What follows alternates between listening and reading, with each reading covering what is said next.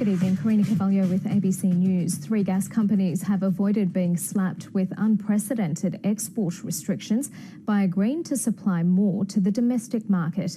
Malcolm Turnbull has brokered a deal to address the large shortfall looming for Eastern Australia next year. But one power company is still taking the shortage so seriously, it's planning to do the unthinkable and import liquefied gas. Crib Point in Victoria's Westernport says everything about Australia's absurd energy crisis. This seaside town, whose piers see Flathead and Snapper brought ashore, could soon be a beachhead for Middle Eastern gas. Why? We will buy gas that we believe is in the best interest of our customers. We're indifferent as to its source. The idea that Victorians are going to have to pay the cost of shipping gas from the Middle East or from Louisiana or from northwest Australia is extraordinary. We can all scratch our heads that a resource-rich nation such as ours might import a product that's made billions in exports. It's a symptom of market and political failure that deserves extraordinary action. There's no point Australia becoming the world's largest LNG exporter if our local community goes short.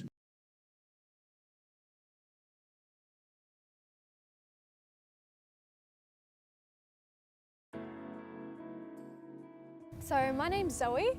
I live here in Balnarring and I'm really concerned about AGL's recent Crib Point project. So this project entails building essentially a floating factory at Crib Point so that AGL can import LNG, liquefied natural gas, and convert it back into its gaseous state for piping. AGL's Crib Point project involves bringing in an FSRU ship, which is a floating storage regasification unit. The problem with bringing in a ship like this, as I see it, is the environmental impacts of the conversion of the gas. Because each day in operation, the FSRU sucks up 450 million litres of seawater, which it then chlorinates and uses to heat the LNG to convert it into gas. And when they're finished with all that water, it just gets dumped straight back into the ocean. Except it's cooler, it's 7 degrees cooler than the ambient temperature, and it's chlorinated.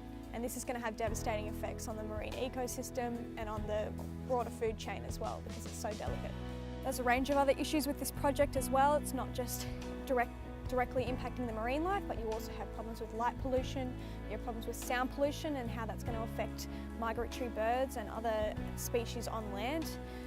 You have risk of explosion next to a community in Crib Point, and as well as that, you also essentially are industrialising a very beautiful area that's rich in marine life, it's rich in wildlife. AGL's gone ahead and conducted their own environmental studies, their own risk assessments on light pollution, sound pollution, heritage, all kinds of things. And they've done this so that they get the result that they need. And that result, that conclusion that they've achieved, is that this project is not going to be that bad for the environment. And of course they're going to get that result if that's what they're looking for. I can almost guarantee that if a thorough investigation was done, that it would be very simply, quite easily concluded that this will be devastating for the environment. There is no way that bringing in an enormous ship like this, pumping up that amount of seawater, chlorinating it, cooling it and dumping it back into the ocean will not affect the ecosystem. We have no need to import the gas, we have no gas shortage. We should instead be investing in finding renewable energy sources and working towards clean energy.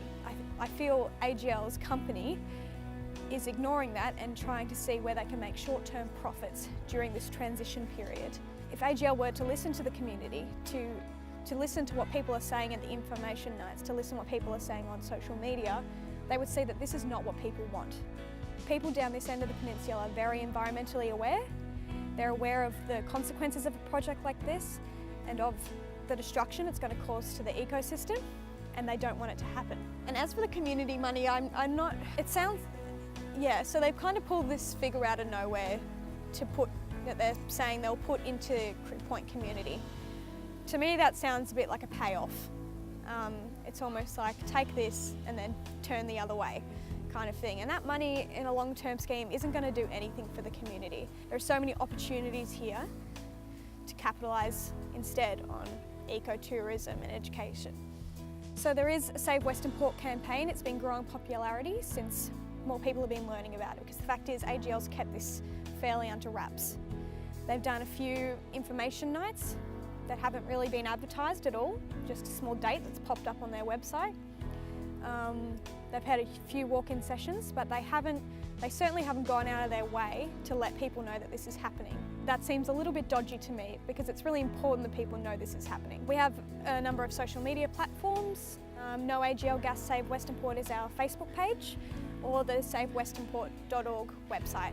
It's got a lot of information, links to petitions, links to emailing ministers in power, all kinds of information. AGL submitted their referral to Richard Wynne, the Minister for Planning, and we're waiting to see if he will order an EES, which is a more in-depth environmental study.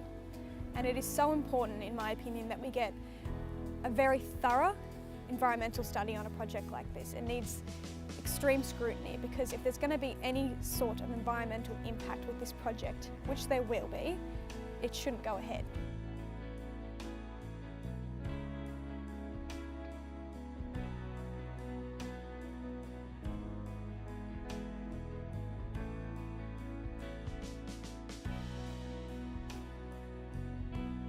My name's Save Westernport. I'm the president of the Crib Point Football Netball Club. To be honest, I didn't really have an opinion on the project. I didn't really know what the project involved. When we realised that it was a definite proposition, the club invited AGL down, a representative from AGL, to talk about it and get a better understanding of what was involved in the project. The understanding is that there's around a $7.5 million pool to go back into the community for the AGL funding, and that funding will be distributed amongst the community. I'm not exactly sure how far that reaches in the community in terms of the geographic bounds of that, but I know Crib Point stands to benefit to some degree from that funding. So some people might see it as a sort of buy-off by AGL, but I think AGL's position is that they see themselves as a community partner.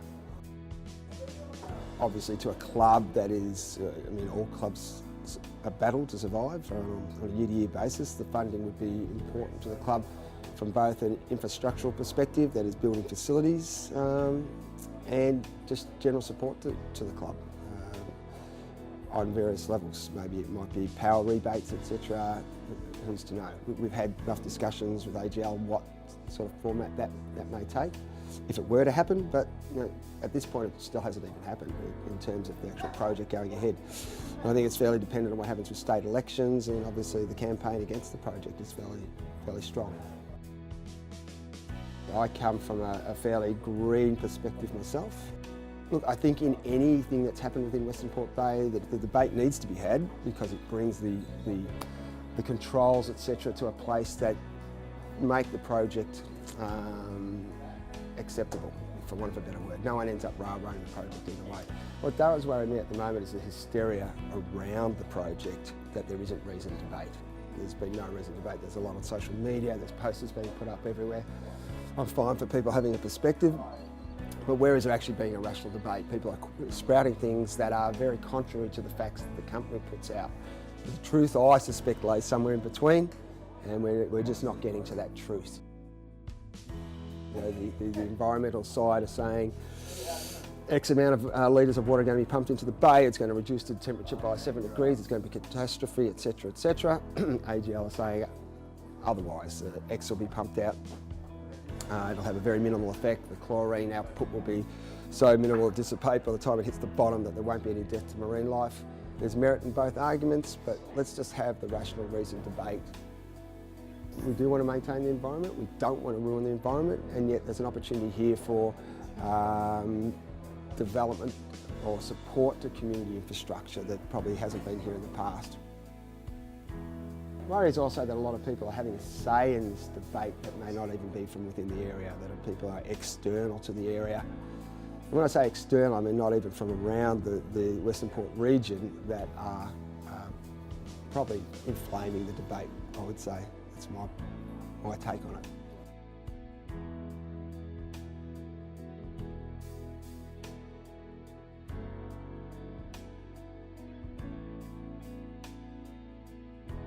My name's Jeff Weir. I'm Executive Director of the Dolphin Research Institute, based here at Hastings.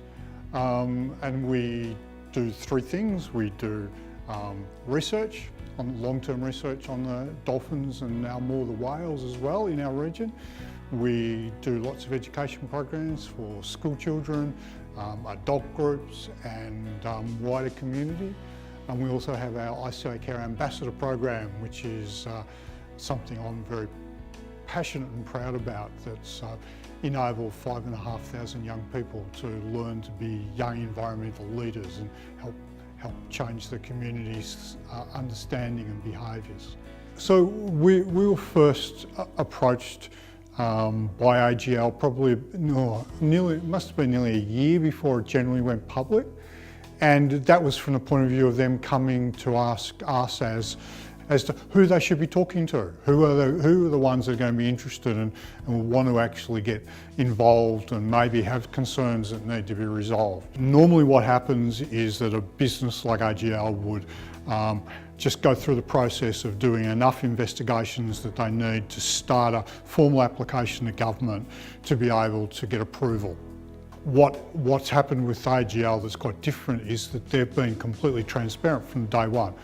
And so when people first of all started coming to us to say, we want you to hop on our bandwagon, well they didn't say those words, but effectively they want to join our campaigns to oppose this big terrible thing because it's going to kill all the whales, it's going to kill all the dolphins, it's going to kill all the seals, it's going to kill all the penguins and the seagrass, and it's going to kill everything. And so we said, okay, well, let's look at those questions that are being asked. Look at the question of, say, the cold water, the cold plume that comes out after the warmer seawater is used to evaporate and then the seawater gets cooled down. And exactly what is that going to be like in the environment? Is that likely to have an impact? So we went through those, and then I put a discussion paper on our website based on our thoughts of that. There is a long process that's still going to have to go through, but at the moment the question of something like the temperature differential going out into the water is, depending on what diffuser, is about 0.3 of a degree difference, which within a couple of 100 metres it'll be no different at all.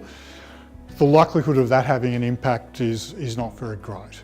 What's being proposed is something that in 10 years' time can be just up-anchored and taken away, and you wouldn't even know it was there. You know, okay, they're building an underground pipeline, which again, a few years on will be all grassed over again and no one will know it's even under there. Do we have alarm bells about things like dolphins being sucked into the inlet things? No. And so we went through the various processes and felt that there are some things where there are more questions that need to be asked. So we're not absolutely in favour of it, we're certainly not a proponent, but again, we're not opposed to it. And people seem to find that hard to understand. How can you not be either, if you're not against it, then you must be for it. And then in response to that and putting it on the website, I've received threatening phone calls by people that say all sorts of things about, you know, what will happen to our organisation's reputation because we're not implicitly opposing this thing that's going to cause all the damage. I think that deep down, I think all of us would probably prefer that it didn't go ahead, and I suspect the community as well as even AGL would prefer that they didn't have to spend all this money. Would our organisation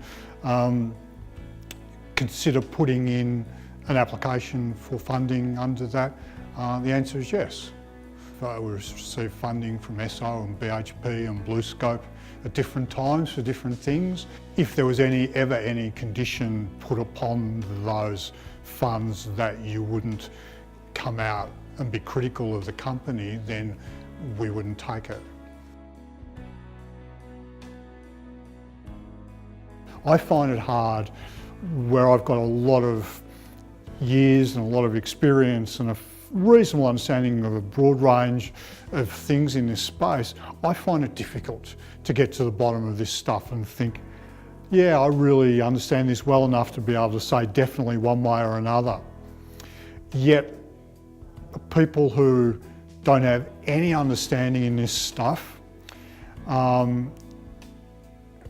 really, really happy to come up with black and white polarised positions. You're either absolutely against or you're absolutely for it, with little expertise, little knowledge, and they then take on information that they're given from all sorts of other people who are not experts, and you end up with this thing that becomes, rather than what does the evidence tell us and are we asking all the right questions, we get asked, do you believe in it? Should it go ahead?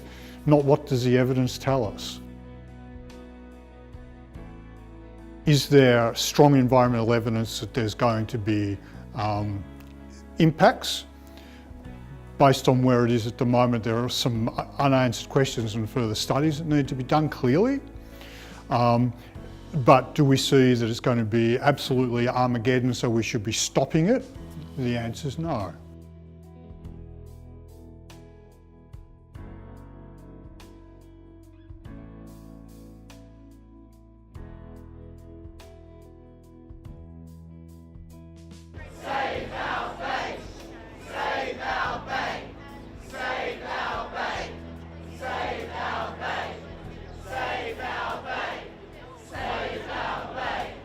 As you can see, a whole busload of people have come up from the Mornington Peninsula to oppose the gas import terminal in Crib Point, which is a Ramsar listed wetlands, and it's also the home of many people who absolutely love the natural environment there and they want to see it protected.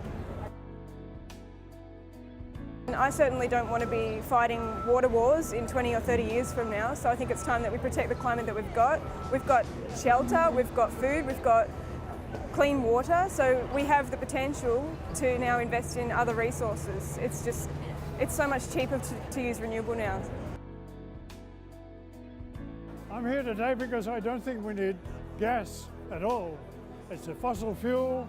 It produces much more carbon dioxide into the atmosphere than we should be producing. Our concentration is already too high. Australia knows this, and the other thing which we don't always realise is that Australia is blessed with natural resources in the sun and the wind which are unequalled anywhere else in the world. I'm here because I want to show the terrible impact that AGL is having on our future, the future of the youth's generations in terms of global warming, and how they continue to paint themselves as a green company that is currently trying to build a new gas import terminal at Westernport. And it's just a disgrace that this is happening. We can't keep importing gas, we can't keep using gas. We've got to move to renewable energies and away from fossil fuels to help protect future generations, help protect the environment. And I have a lot of fear for the poorer people in the world, less advantaged people who are getting more affected from climate change, global warming, and AGL is not doing anything at the moment to change that. And they're the largest polluter in Australia.